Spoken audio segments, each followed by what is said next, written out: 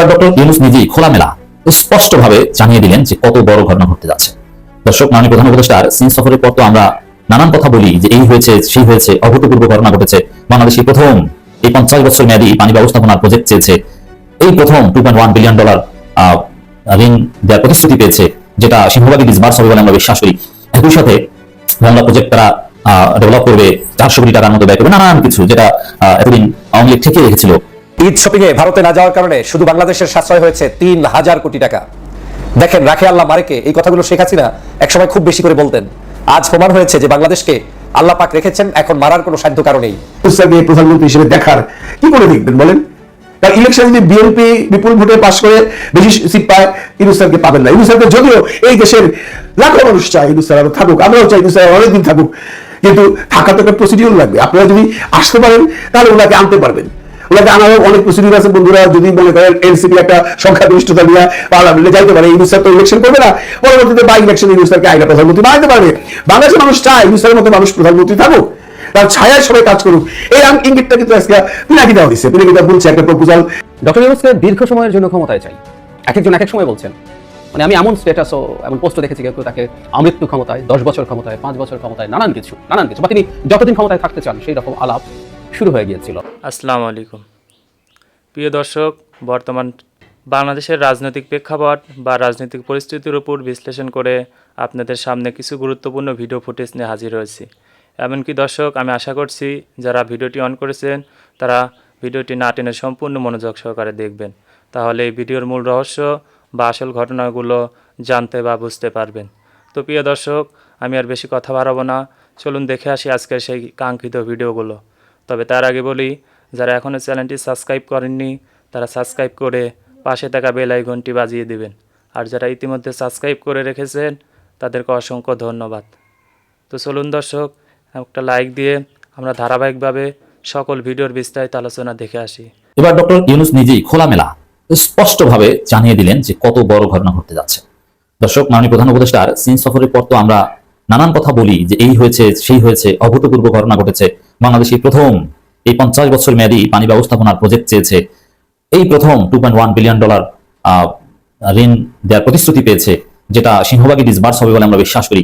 একই সাথে বাংলা প্রজেক্ট তারা ডেভেলপ করবে, 400 কোটি টাকার মতো ব্যয় করবে, নানান কিছু যেটা এতদিন আওয়ামী লীগ ঠেকিয়ে রেখেছিল। চীনকে দেওয়া যায়নি বাংলার উন্নতির জন্যই, কিন্তু এখন চীনকে দেওয়া সম্ভব হয়েছে। অনেক কিছু আমরা এগুলো বিশ্লেষণ করি, কিন্তু মাননীয় প্রধান উপদেষ্টা ডক্টর ইউনূস নিজেই অনেক কিছু জানিয়ে দিয়েছেন। তো যা জানিয়ে দিয়েছেন যে বিশাল অর্জন, এত অর্জন যে ডক্টর ইউনূসকে তো মানুষ হারাতে চাইবে না। অলরেডি চারদিকে রব উঠেছে ডক্টর ইউনূসকে 5 বছর ক্ষমতায় চাই। তা আমি মনে করি এই বিশাল বিশাল অর্জনগুলো ডক্টর ইউনূস যদি সুস্থ থাকেন তাহলে তাকে 5 বছর ক্ষমতা রাখার সম্ভাবনা বাড়ছে। প্রয়োজনে এবার জাতীয় সরকার গঠন করার এই প্রস্তাব উঠছে। We want doctor Yunus for long time. যেহেতু তিনি তার বয়সের শেষের দিকে আছেন, অতএব তার খেদমত থেকে এই জাতিকে বঞ্চিত করতে আমরা চাই না। এমনকি এই প্রস্তাব উঠছে, ঠিক আছে নির্বাচন হোক, সমস্যা নেই, এমনিতে অনির্বাচিত জাতীয় সরকার দরকার নেই, নির্বাচন হোক, কিন্তু নির্বাচনে সব দল ম্যানিফেস্টো দিবে যে আমরা নির্বাচনে জিতলে ডক্টর ইউনূসকে আমাদের দলের পক্ষ থেকে প্রধানমন্ত্রী বানাবো। দেখবেন যে এই জাতি মেনে নিয়েছে। সাপোজ নির্বাচনে জিতলো বিএনপি অথবা জামাত, কিন্তু প্রধানমন্ত্রী তারা বানাবে ডক্টর ইউনূসকে। জামাত জোট জিতলো, ডক্টর ইউনূসকে। এই প্রতিশ্রুতি দেন, জনগণের প্রতিশ্রুতি চায়, এই প্রস্তাবও কিন্তু উঠছে। মানে অ্যাট এনি কস্ট ডক্টর ইউনূসকে চায় মানুষ, কারণ তিনি যা করতে পেরেছেন, বাংলাদেশকে যেভাবে উচ্চতা নিয়ে যাচ্ছেন, যেভাবে বাংলাদেশ বিরোধী ষড়যন্ত্রগুলো সব রুখে দিচ্ছেন, এটা অন্য কেউ পারবে না। অতএব আমরা ডক্টর ইউনূসকে চাই। তো এই যে চাওয়া, এটা এই ডক্টর ইউনূসের 5 বছর ক্ষমতা থাকার সম্ভাবনা বাড়ছে, আমরা চাই।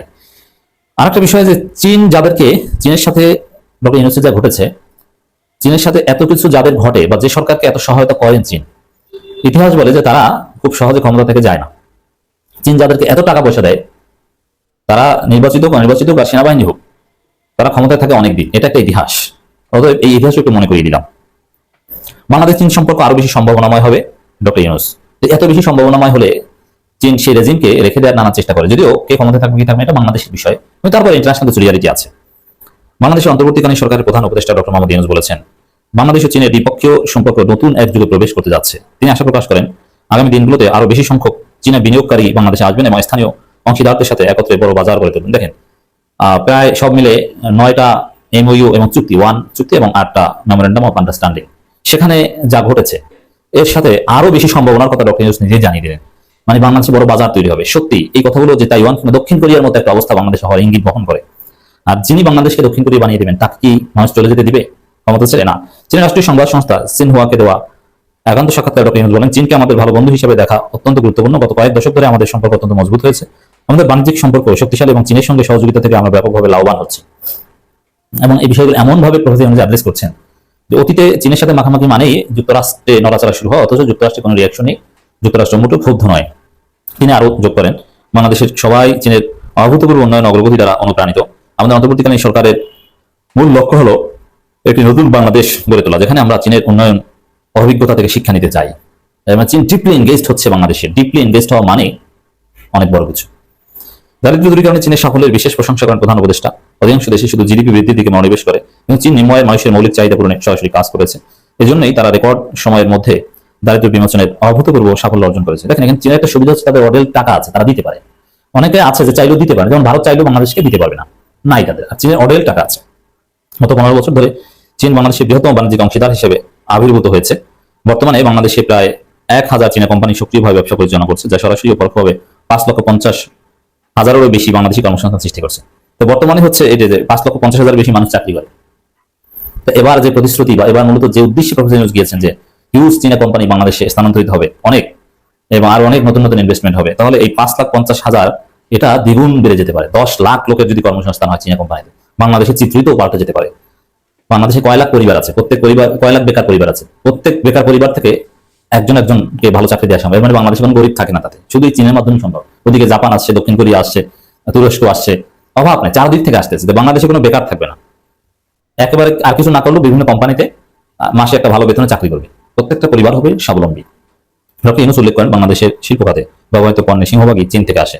আমাদের আমদানি ক্রমাগত বৃদ্ধি পাচ্ছে এবং এই সহযোগিতা উভয় দেশের জন্যই মঙ্গলজনক। সম্প্রতি চীনের ইউনান প্রদেশের কুনমিং শহরে প্রথম দলবদ্ধ বাংলাদেশি রোগী, চিকিৎসক ও ট্রাভেল এজেন্টরা চিকিৎসা সেবা নিতে গেছেন। অধ্যাপক ইউনূস বলেন, চীনের উন্নত স্বাস্থ্য ব্যবস্থা থেকে আমরা অনেক কিছু শিখতে পারি। বাংলাদেশেও একটি সমৃদ্ধ স্বাস্থ্য খাত গড়ে তোলা আমাদের অগ্রাধিকার। এবছর বাংলাদেশ চীন কূটনৈতিক সম্পর্ক প্রতিষ্ঠা 50 বছর পূর্তি উদযাপন হচ্ছে, যা বাংলাদেশ চীন জনসংযোগ বর্ষ হিসেবে ঘোষণা করা হয়েছে। ডক্টর ইউনূস 1000 বছরের বৌদ্ধ সংস্কৃতির বন্ধনের কথা স্মরণ করেন। দেখেন, ডক্টর ইউনূস কি চালাক, ধর্মীয় এই বন্ধনের কথাটা কিন্তু উল্লেখ করেছেন, আর এইটা চীনের কাছে গুরুত্বপূর্ণ। মগজি অর্থনৈতিক ভবিষ্যৎ সহযোগিতার রূপরেখা তুলে ধরে বলেন, আমরা শুধু একটি দ্রুত বর্ধনশীল অর্থনীতি গড়ে তুলতে চাই না, বরং মানে দ্রুত বর্ধনশীল অর্থনীতি গড়ে তুলতে চাই, এটা তো আছেই, এর সাথে আরো। তাহলে এইটা কিন্তু একটা লাইন, দর্শক। দ্রুত বর্ধনশীল অর্থনীতি গড়ে তোলার চেষ্টা করা হচ্ছে চীনের কোঅপারেশনের মধ্য দিয়ে। আই রিপিট, দ্রুত বর্ধনশীল অর্থনীতি মানে অল্প সময়ের মধ্যে দেখবেন যে অর্থনীতি বুস্ট করছে বাংলাদেশে, কোনো গরিব নেই, পার ক্যাপিটা ইনকাম জিডিপি হিউজ বেড়ে গেছে, এবং সেটা একেবারে ভারসাম্যপূর্ণ ভাবে। এবং এমন একটি অন্তর্বর্তীমূলক অর্থনীতি মডেল তৈরি করতে চাই, এখানে সবাই অংশগ্রহণ করতে হবে। এটা ইম্পর্টেন্ট যে পার্টিসিপেটরি ডেভেলপমেন্ট। এর মানে অনেক দেশে জিডিপি আছে অনেক, যেমন ভারতে একটা বিশাল অংশ আছে খেতে পারে না, তাদের স্যানিটেশন ব্যবস্থা নেই, অথচ তাদের জিডিপি অনেক। কিভাবে? সাপোজ এক শাহরুখ খান বা সালমান খানের বা নীতা আম্বানির কিংবা মুকেশ আম্বানির যে পরিমাণ টাকা, ওটা ভারতের 1 কোটি মানুষেরও নেই। এর মানে এখানে বৈষম্য। কিন্তু এই বৈষম্য মুক্ত দ্রুত বর্ধনশীল অর্থনীতির কথা প্রফেসর ইউনূস বলছে না যে না সবার ভাগে কিছু না কিছু করবে, গরিবদের ভাগে আগে করবে। তিনি আর যখন প্রফেসর ইউনূস এগুলো আগে থেকে কাজ করেন যে দেশের উন্নতির সাথে সাথে একেবারে প্রান্তিক পর্যায়ে জনগোষ্ঠী যেন আগে সুবিধাভোগী হয় সেই উন্নয়নের। আর হাসিনার উন্নয়নের সুবিধাভোগী প্রথম হচ্ছে তার দলের নেতাকর্মীরা, আমরা। তিনি আরো যোগ করেন, আমাদের সহযোগিতা এখন শুধু অর্থনৈতিক ক্ষেত্রে সীমাবদ্ধ থাকবে না, এটা সংস্কৃতি, শিক্ষা, প্রযুক্তি খাতে বিস্তৃত হবে। গত 50 বছর ছিল চমৎকার, কিন্তু আমি বিশ্বাস করি আগামী 50 বছর হবে আরো বেশি সম্ভাবনা। বাংলাদেশ চীন সম্পর্কে নতুন অধ্যায় উভয় দেশের জনগণের জন্য সমৃদ্ধি বয়ে আনবে বলে বিশেষজ্ঞরা মনে করেন। তিনি বিশাল বাজার, প্রযুক্তিগত দক্ষতা এবং বাংলাদেশের বর্তমান অর্থনীতি, যুব শক্তি সমন্বয় এই সম্পর্কে দেশের একটি মডেল পার্টনারশিপ পরিণত করতে পারে। এখানে আরেকটা বিষয় উঠে এসেছে যে যুব শক্তি মানে তারুণ্যকে প্রফেসর ইউনূস সব জায়গায় একেবারে উন্নয়নের থিওরির মূল কেন্দ্রে তারুণ্যকে রেখে প্রফেসর ইউনূস ডিজাইন করছেন। ঈদ শপিং এ ভারতে না যাওয়ার কারণে শুধু বাংলাদেশের সাশ্রয় হয়েছে 3000 কোটি টাকা। দেখেন, রাখে আল্লাহ মারেকে, এই কথাগুলো শেখ হাসিনা একসময় খুব বেশি করে বলতেন। আজ প্রমাণ হয়েছে যে বাংলাদেশকে আল্লাহ পাক রেখেছেন, এখন মারার কোনো সাধ্য কারণ নেই। পার্শ্ববর্তী দেশ একটি পরাশক্তি, কোনো সন্দেহ নেই। তারা নিজেদেরকে অনেক বড় শক্তিশালী মনে করে, আর শক্তিশালী মনে করতে গিয়ে শেখ হাসিনা যখন বাংলাদেশ থেকে বিদায় নিয়েছে, পালিয়ে গিয়েছে, তখন তাকে স্থান করে দিয়েছে সেই ভারত। ভারতে তিনি অবস্থান করে বাংলাদেশের বিরুদ্ধে এখনো দৈনিক ষড়যন্ত্র করে যাচ্ছে। এমনকি ষড়যন্ত্রের অংশ হিসাবে ভারত বাংলাদেশের মানুষের ভিসা দেওয়া বন্ধ পর্যন্ত করে রেখেছে। একেবারে বেছে বেছে কিছু কিছু ভিসা দিচ্ছে, বাকি সকল সাধারণ কার্যক্রম তারা অফ রেখেছে। আর সেই সুযোগে আল্লাহ পাক আমাদের বাংলাদেশের জন্য এবছর ঈদে যে বড় ধরনের একটি অর্থনৈতিক সাশ্রয় করে দিয়েছেন, সেটা আমাদের দেশের জন্য, দেশের অর্থনীতির উন্নতির জন্য অত্যন্ত গুরুত্বপূর্ণ। আপনারা জানেন যে বাংলাদেশের অর্থনীতিকে ধ্বংস করে রেখে গিয়েছিল শেখ হাসিনা। শেখ হাসিনা যখন বাংলাদেশ থেকে পালিয়ে যায় তখন এই বাংলাদেশ একটি তলাবিহীন ঝুড়িতে রূপান্তরিত করে যায়। এমনকি বাংলাদেশের কোনো মন্ত্রণালয়, কোনো হিসাব নিকাশ, কোনো আইন কানুন কারো কাছে না বুঝিয়ে রেখে তিনি বাংলাদেশ থেকে পালাতে বাধ্য হন এবং পালিয়ে যান। আমাদের এই বাংলাদেশের গত প্রায় 6 থেকে 8 মাস পর্যন্ত নির্লসভাবে কাজ করতে হয়েছে ডক্টর মোহাম্মদ ইউনূসের এই অন্তর্বর্তীকালীন সরকারকে। তারা তাদের সেই সকল জ্ঞান, বুদ্ধিমত্তা এবং ঐক্যবদ্ধ প্রচেষ্টার মাধ্যমে বিদেশি রেমিটান্স যোদ্ধাদের সহযোগিতায় বাংলাদেশ আজকের এক অনন্য উচ্চতায় পৌঁছে গিয়েছে। আর বাংলাদেশের মানুষের জন্য সবচাইতে যে কাজটি সঠিক ছিল সেটা হচ্ছে বাংলাদেশের জনগণ সিদ্ধান্ত নিলে যে পারে, তারা যে আসলেই সময়ের সাথে, দেশের সাথে, কাজের সাথে, রাজনীতির সাথে তাল মিলাতে পারে, সেটা বাস্তবে রূপান্তরিত করে রেখেছেন এবছরের ঈদ। আমরা অনেকেই মনে করতাম ভারত না গেলে আমাদের ঈদ শপিং হবে না, ভারত না গেলে আমাদের সত্যিকার সেই ভালোবাসার পোশাক আমরা পাবো না, আমরা দামে, মানে, গুণে অনেক কিছুই হয়তো পাবো না। কিন্তু এবছর প্রমাণ করে রেখে গিয়েছে বাংলাদেশের সাধারণ জনগণ যে না, 3,000 কোটি টাকা আমি সাশ্রয় করে বাংলাদেশের টাকা বাংলাদেশেই রাখলাম। কার উন্নতি হয়েছে? এই কারণে উন্নতি হয়েছে বাংলাদেশের মানুষের, বাংলাদেশের অর্থনীতির, বাংলাদেশের সরকারের, বাংলাদেশের ব্যবসায়ীদের, বাংলাদেশের খুচরা ব্যবসায়ী থেকে শুরু করে ঈদ মার্কেটের সাথে সম্পৃক্ত সবার ব্যবসা হয়েছে। আজকের আপনারা শুনলে অবাক হবেন, এবছর বাংলাদেশের সবচেয়ে বেশি কাপড় বিক্রি হয়েছে। প্রত্যেকটি শপিং মলে খোঁজ নিয়ে দেখবেন নিরবিচ্ছিন্নভাবে তারা ব্যবসা করেছে, ভালোভাবে তাদের সকল প্রোডাক্ট সেল করতে পেরেছে। এর অন্যতম কারণ হচ্ছে শেখ হাসিনা বাংলাদেশকে ভারতের কাছে বিক্রি করে রেখে গিয়েছিল এবং বিক্রির সুবাদে বাংলাদেশের অর্থনীতি নিয়ে তিনি ভাবতেন না, তিনি সবসময় ভাবতেন ভারতের অর্থনীতি কিভাবে চাঙ্গা রাখা যায়। আর সে কারণে ভারত প্রীতি দেখিয়ে ভারতের কাছে সবসময় আমাদের মানুষগুলোকে দাসত্বে রূপান্তরিত করেছিল। কিন্তু আজ প্রমাণ হয়েছে বাংলাদেশের মানুষ সেই দাসত্বের মধ্যে থাকতে চায় না, বাংলাদেশের মানুষ স্বাধীনভাবে বেড়ে উঠতে চায় এবং বাংলাদেশের মানুষ চাইলে সবকিছুই সম্ভব। আপনি চিন্তা করেন, আপনার একটা ঈদের সিদ্ধান্তে মাত্র গতকালকের পরশুদিনের পর্যন্ত যদি 3,000 কোটি টাকা আপনি সেভ করে বাংলাদেশের টাকা দেশের মাটিতেই রাখতে পারেন, তাহলে আপনি চাইলে আগামী দিনের প্রত্যেকটি অকেশনে ওই সকল দেশকে প্রত্যাখ্যান করে বাংলাদেশের টাকা বাংলাদেশেই আপনি রাখতে পারবেন।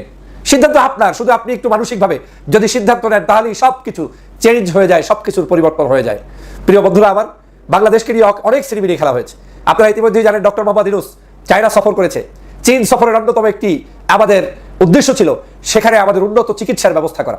আমাদের মানুষ সেই দেশে এখন থেকে গেলে চীনের নাগরিকরা যেই মূল্যে চিকিৎসা করাতে পারে, বাংলাদেশের নাগরিকরা সেই মূল্যে চিকিৎসা করাতে পারবে বলে ইতিমধ্যেই এক ধরনের আন্ডারস্ট্যান্ডিং কমিটমেন্ট হয়েছে। পাশাপাশি চায়না থেকে বিশেষজ্ঞ দল এসে বাংলাদেশে আজকের বিশেষায়িত সেই সকল হাসপাতাল তৈরি করবে যেই হাসপাতালগুলোর জন্যই আমরা বিদেশে যেতে বাধ্য হই। চায়না সেই আজকের আমার দেশে হাসপাতাল তৈরি করবে। এখন বাংলাদেশ উন্মুক্ত হয়ে গিয়েছে, বাংলাদেশের পথ প্রশস্ত হয়ে গিয়েছে। বাংলাদেশ এখন আর কোনো একটি রাষ্ট্রের উপরে নির্ভর করে চলছে না।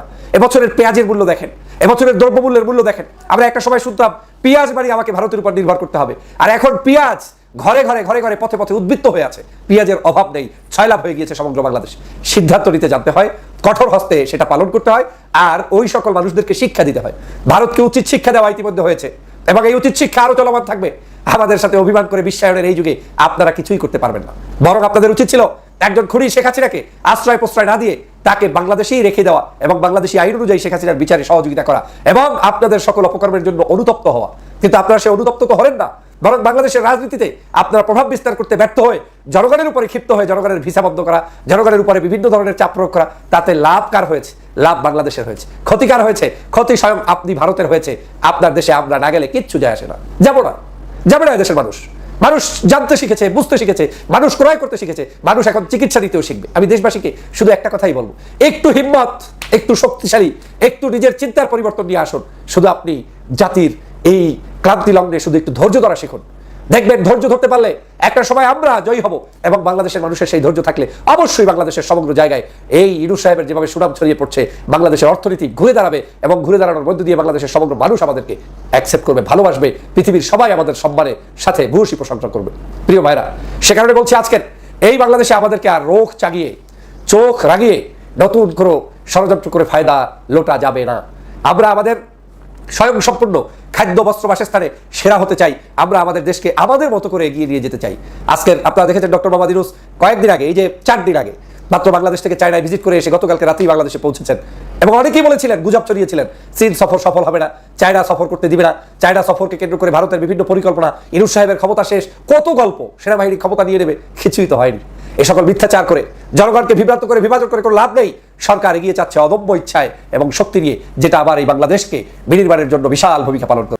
প্রিয় দর্শক, আমি আশা করছি ভিডিওটি সম্পূর্ণ মনোযোগ সহকারে দেখেছেন।